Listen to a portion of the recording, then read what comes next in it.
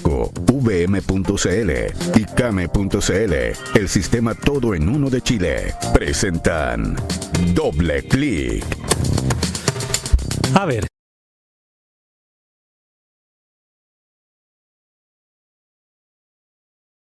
Estudio del Instituto de Políticas Públicas de la Universidad Andrés Bello ha demostrado que hay más aspectos que pueden influir en ello.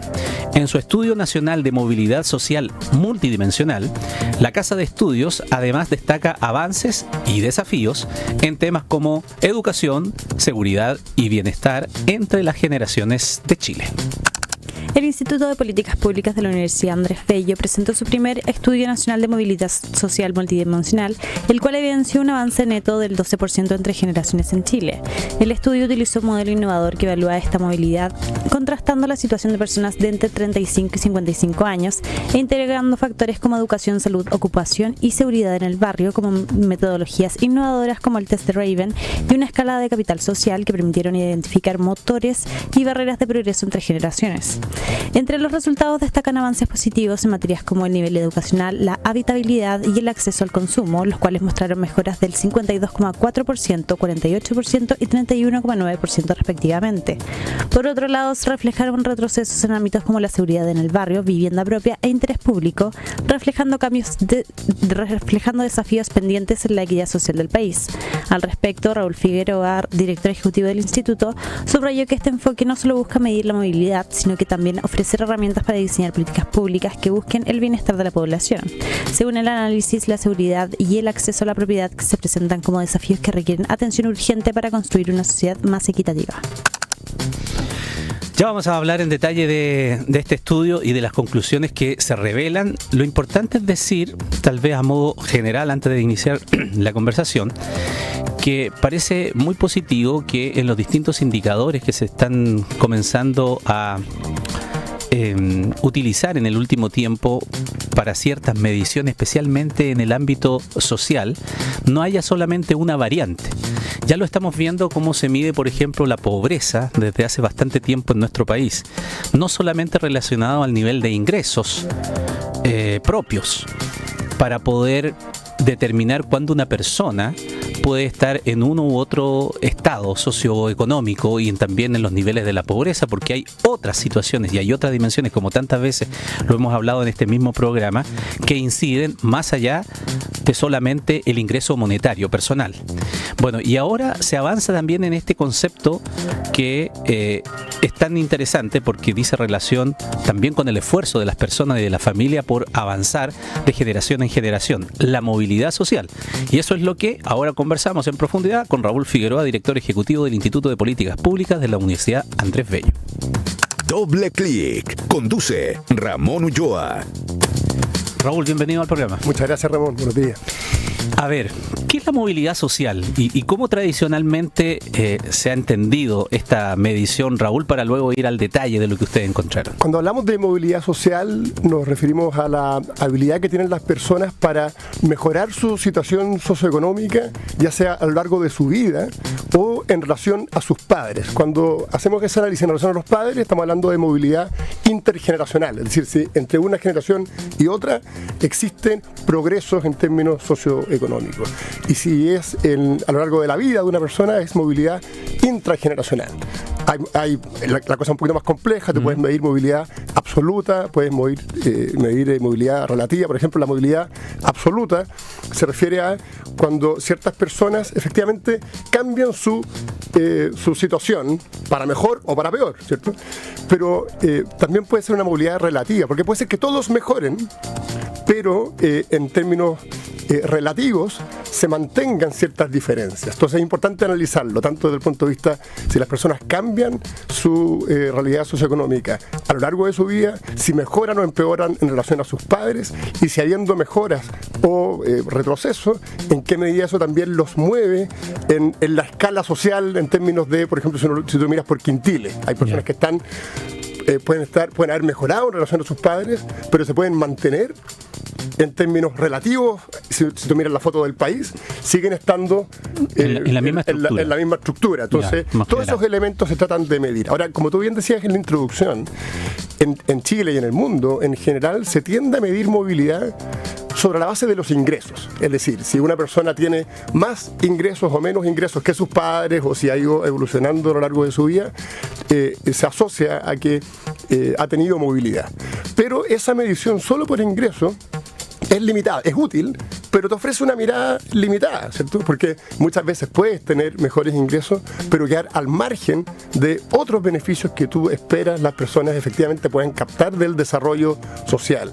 ¿Sabes por qué? Me parece muy interesante eso, incorporar eso en esta o en cualquier otras mediciones, porque de pronto uno, en una primera mirada o análisis, cuando ve descontento social, ve estallido social que tuvimos, por ejemplo, no sé, cuando a todos nos pasó que alguien de pronto, si teníamos a alguien especialmente afuera, conocido, le decía, ¿qué les pasó a ustedes los chilenos? Si ustedes miren los indicadores que tienen, súper buenos aquí, han bajado la pobreza en todo esto, pues no entendemos qué les pasa, por qué tienen tanto descontento. Exacto, y a nosotros mismos. La verdad es que llevamos harto tiempo y creo que es una buena discusión, ¿cierto? Como chilenos, analizando, bueno, ¿qué pasó hace 5 años que, si bien habíamos tenido notorios avances en términos de desarrollo económico, de superación de la pobreza, había un descontento que se manifestó, más allá de los otros problemas, la violencia, claro, ¿cierto? Obvio. Pero hubo un descontento. Entonces, este informe, este estudio de movilidad social del Instituto de Políticas Públicas de la Universidad Andrés Bello, lo que busca es precisamente hacerse cargo de el análisis con una mirada mucho más amplia que solo el tema de los ingresos. Se consideran obviamente los ingresos, pero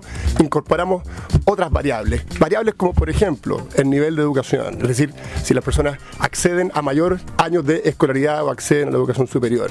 El nivel de acceso al consumo, el acceso a la salud, la habitabilidad, cuán hacinadas viven las personas en sus viviendas, la seguridad en el barrio, el interés público, el trabajo o la ocupación, en fin, son varias dimensiones. Vamos a analizar algunas de aquellas más importantes, los que más y los que menos, tal vez, claro. A ver si le hace sentido a quienes nos están escuchando. Al primer acercamiento uno dice que el educacional debe tener un componente bastante alto, debido a que es cuestión de comparar nomás la situación de cada uno de nosotros, ¿no? El nivel de escolaridad tal vez de uno y de sus padres o de sus abuelos.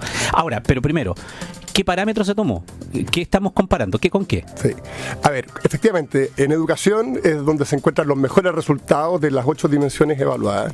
Y lo que medimos en educación es el nivel de educación alcanzado. Es decir, si las personas terminaron solo la educación preescolar, la educación básica, la educación media o la educación superior. ¿Qué es lo que uno ve en materia en esta dimensión?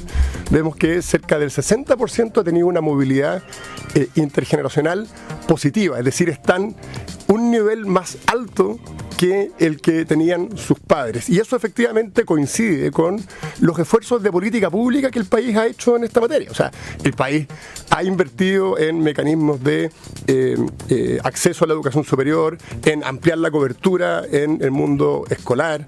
Chile tiene una muy buena cobertura tanto en básica como en media y también en el mundo de la educación superior, y por tanto hay un resultado ahí que es coherente. Ahora, te sigue mostrando, lo interesante de este estudio es que te muestra varias fotos al mismo tiempo. Si hay evolución positiva, en este caso la hay con fuerza, pero también te muestra quienes están como en un espacio neutro, es decir, los que están exactamente igual que sus padres o los que tienen una movilidad descendente, los que están más abajo. Y es interesante ver ese espacio neutro, la movilidad, cuando no, en el fondo que están exactamente igual que sus padres. Porque acá hay buenas y malas noticias. Tenemos un grupo importante que está igual que sus padres porque los padres accedieron a la educación superior y ellos también, o los padres terminaron cuarto medio y ellos también.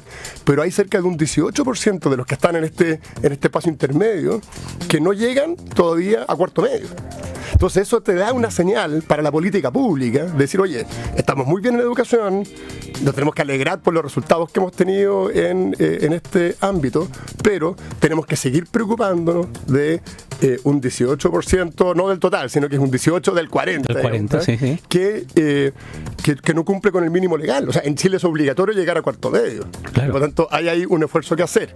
Igual la obligatoriedad, que parece que para nosotros suena, tal vez para las generaciones más jóvenes suena como de perogrullo, es una cuestión que venimos incorporando los niveles, digamos, de obligatoriedad ascendente no hace mucho tiempo. Efectivamente, nosotros el octavo básico se hizo obligatorio en el gobierno de Eduardo Frei Montalva, claro. Y cuarto medio se hizo obligatorio en el gobierno de Ricardo Lagos. Claro. Y hemos tratado de hacer obligatorio el kinder y hemos tenido en eso conflictos más bien políticos, digamos, porque efectivamente tenemos la cobertura, pero es una señal. Sería interesante volver a la obligatoriedad del kinder, porque es una señal de política, de que la educación parvularia es relevante y permite entonces por esa vía también que las personas mejoren su calidad de vida.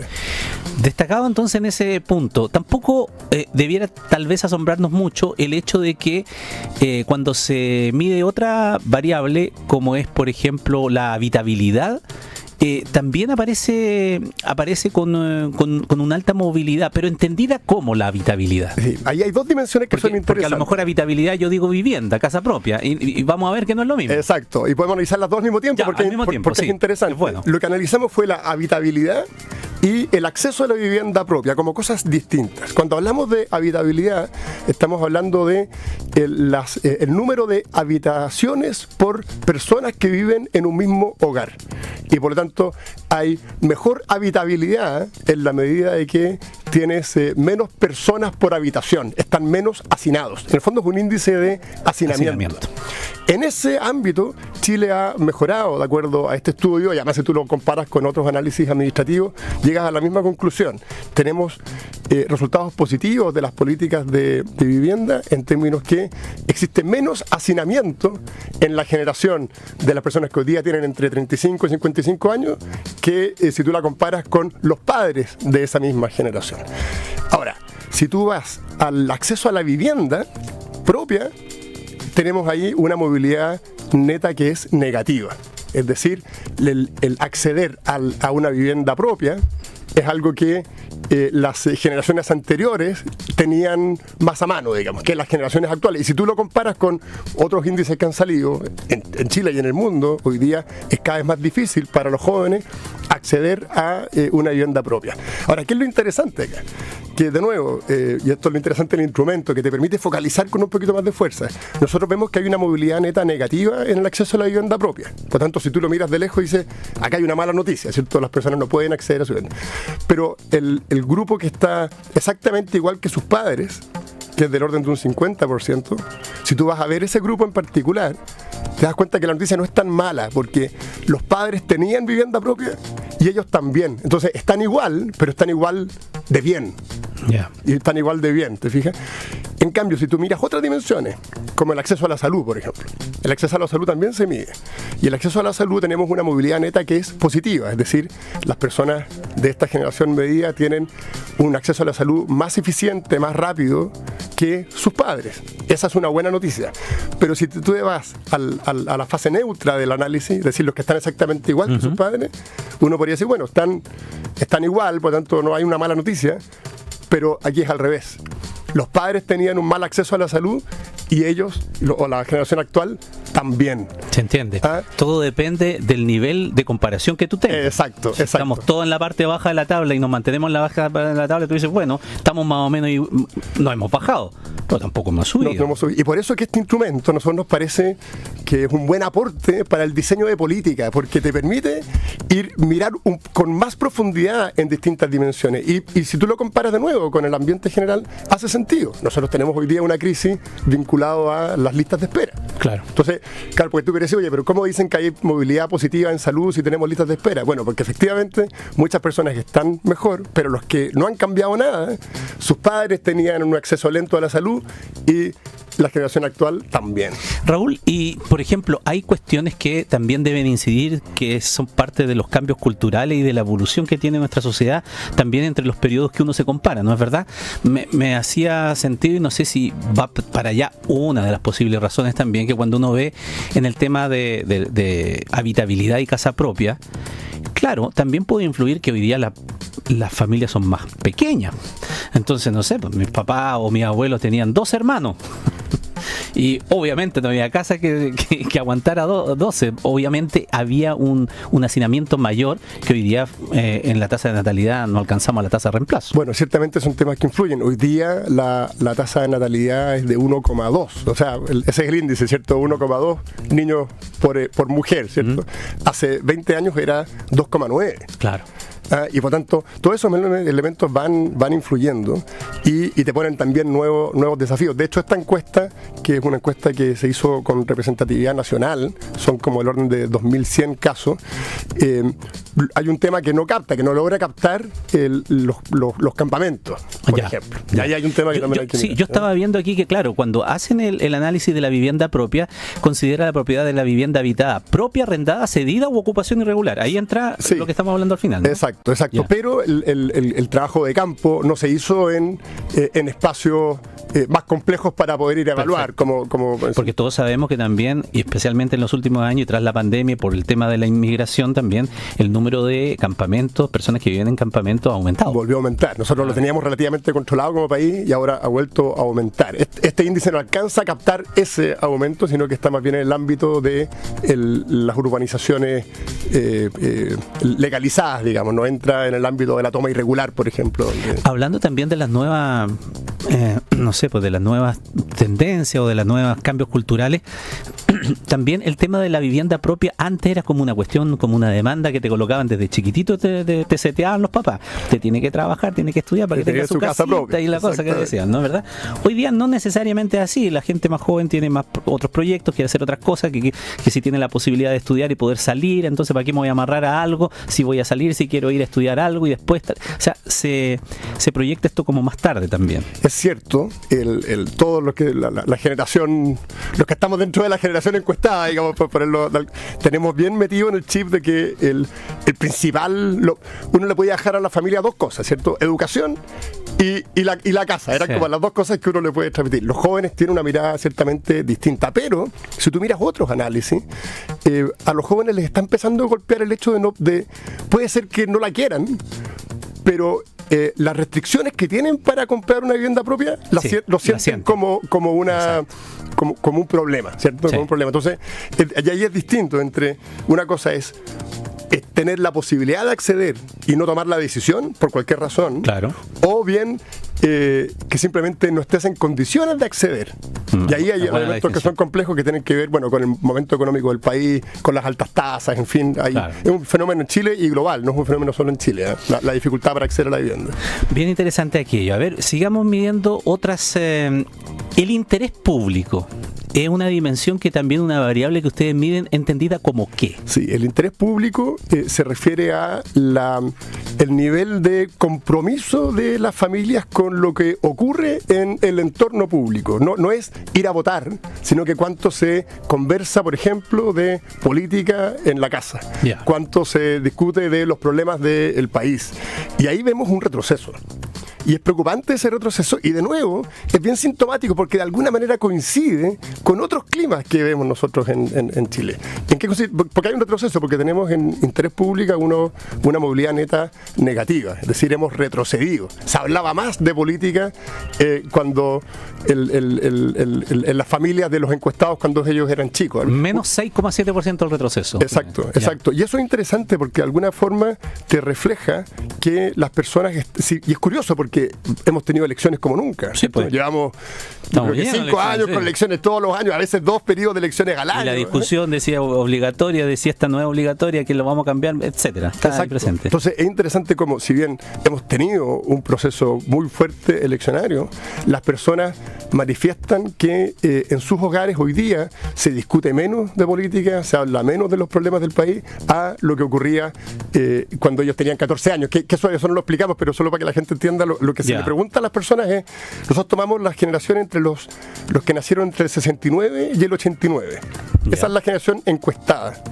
Y tú le preguntas por su realidad actual y la realidad que ellos tenían cuando tenían 14 años, o sea, cómo vivían sus padres en el fondo, que es lo mismo que preguntarle por tu realidad y por la realidad de tus padres cuando tenían la edad del encuestado, más o menos, digamos. Esa es la relación. Ahora, uno podría decir también nuevamente, en cuanto a un contexto más general, histórico y de evolución, esa generación tal vez por la situación política que se vivía el país en los años 70, había mucha discusión y muy ideologizada también. Claro, y muy efervescente. Y muy efervescente de los cambios sociales, la Guerra Fría y todo aquello. Por lo tanto, era como imposible no estar involucrado o que se conversara de ello. Pero al mismo tiempo, el contraargumento puede decir, bueno, pero hoy día hemos tenido estallido social, hemos tenido discusiones, estamos en medio, pero tal vez no es tan polarizado como a nivel internacional. No estamos en medio de una Guerra Fría, aunque eso también es cuestionable, ¿no?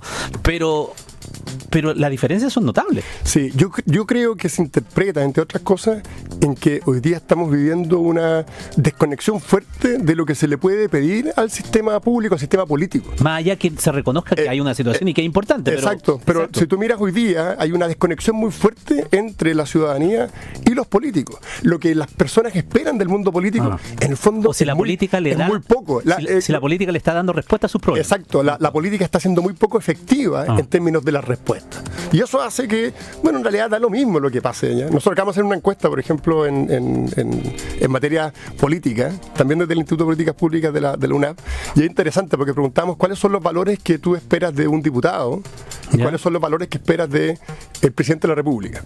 De los diputados, lo que más se espera es que sean honestos, como que la gente no espera nada más, en el fondo. O sea, que más, lo único que pido es que no sé. Que baja expectativa. Claro, en cambio del presidente, le piden, obviamente la gente espera que el presidente sea honesto, pero le interesa mucho más que el presidente sea efectivo, que tenga buenos equipos, que trabaje por solucionar.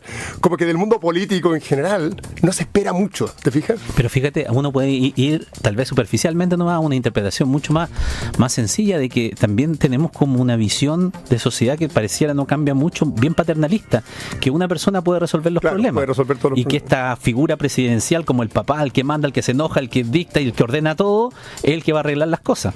Claro, y que por lo tanto en las elecciones presidenciales también se colocan muchas expectativas respecto de ello y a los 2 meses ya le quitan todo el piso, la mitad del apoyo. Efectivamente, y eso es interesante y tiene que ver también con un tema que está medido, no acá, pero lo hemos medido en otros ámbitos, que es lo que las personas interpretan por largo o corto plazo.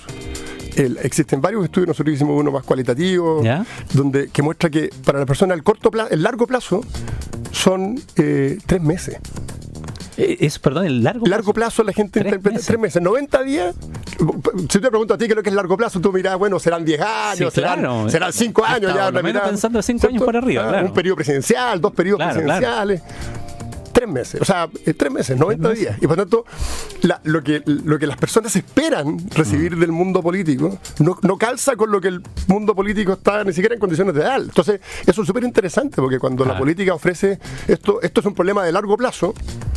A lo mejor tú, yo, otros más van a entender, claro, esto es un problema que se va a resolver en 10 años más, hay que hacer esfuerzos para que eso ocurra. Pero el grueso de la población escucha 3 meses cuando le dices que le va a resolver un problema de largo plazo. Entonces hay una desconexión muy fuerte. Y ahí viene explicando mucho lo que son la generación de la expectativa, la frustración y todos estos vaivenes probablemente que estamos viviendo.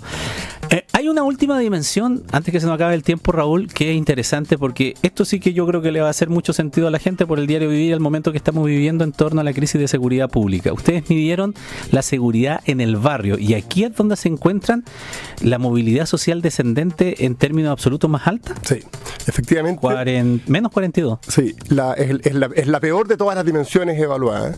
Y lo que hicimos ahí fue incorporar un set de preguntas que son las mismas preguntas que tiene la encuesta CACEN. Ya. Y que, en términos de seguridad, y que pregunta si has visto y con qué frecuencia has visto tráfico de drogas o has presenciado balaceras en tu barrio. No es percepción, no, es experiencia. Es experiencia. Entonces, si has visto y si has visto, ¿con qué frecuencia? Y obviamente hay un tema de percepción que es qué ocurría en tu barrio cuando tenías 14 años o que lo ocurría a tus papás. Las dos variables. Están las dos cosas. Entonces, lo que responde la gente con una mayoría bien abrumadora, sobre el 50%, es que han estado ahora han presenciado estos hechos o de tráfico o de balacera. No es violencia cualquiera, es un balazo, digamos, o sea, igual y son la misma encuesta que hace la CACEN, y eso también es muy fácil de vincularlo con el ambiente que estamos viviendo hoy día de inseguridad, y cómo también la seguridad pasa a ser, de acuerdo a todas las encuestas, el principal fenómeno que el mundo político debiese abordar. No, y es bien interesante llevarlo, o sea, lo que uno siente, lo que uno escucha, lo que uno como periodista recibe, lo que uno informa, cómo luego se baja con las cifras que lo vienen comprobando, ¿no? Sí. Eso es lo interesante de todos estos estudios, justamente para focalizar allí cuáles son los esfuerzos que tiene que desarrollar todo el aparato estatal, público y privado. Lo digo porque cuando te cambia tu entorno cercano, te cambia la vida, sí, para bien o para mal.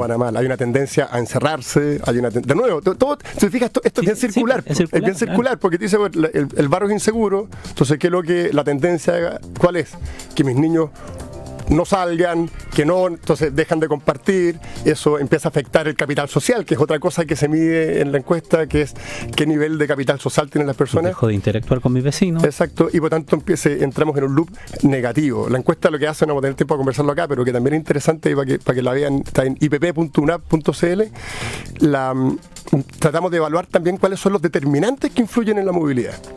Y esos determinantes son relevantes porque de nuevo le dan una señal al mundo de la política. O sea, nosotros sabemos, por ejemplo, que hay determinantes como el razonamiento abstracto, la valoración del esfuerzo, el capital social, la situación que tienen los padres, que influyen directamente en movilidad positiva. O sea, cada vez que hay una movilidad positiva está influida por algunos determinantes como estos que he mencionado. Y también hay ciertos determinantes que influyen negativamente. ¿Como cuáles, por ejemplo? Por ejemplo, la situación de ser mujer, la discriminación de género. Eso es bien duro porque así como el esfuerzo, razonamiento abstracto influyen positivamente, negativamente influye el hecho de ser mujer, y eso obliga también a, de nuevo, Chile lo ha hecho, pero poner con más fuerza foco en políticas que dejen de lado la discriminación por género, que afecta negativamente en todas las dimensiones. Es una cuestión que es bien chocante ver las cifras, ¿no? Bueno, sí, en la discusión actual que estamos viendo entre Empower en la reforma de pensiones, estamos justamente uno de los nudos de aquello.